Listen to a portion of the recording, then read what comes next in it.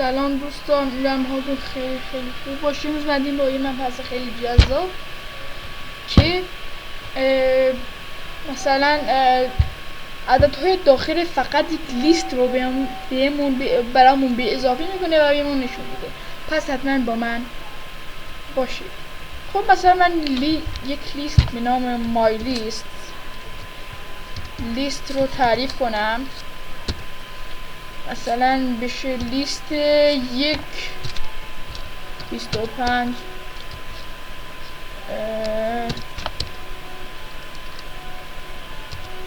صدم هم کار نمیکنه. پس مجموعشو ببینیم میشه چقدر. 1 و 5 6 و 25 صدم. برای اینکه اینو به اضافه کنیم میایم پایین مینویسیم پرینت کن برای من سام مای لیست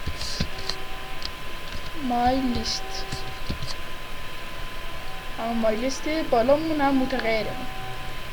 خب الان پرینتش کنیم باید 6 و 25 صدم بهمون نشون بده. بله همینطور میبینید 6 و 25 صدم.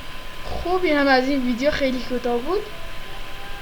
ممنون و خدا نگهدار. فقط یه نکته هم هستش که بهتون بگم،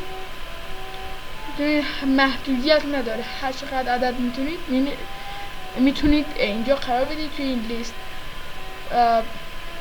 دیگه براتون به اضافه کنه. ممنون، خدا نگهدار.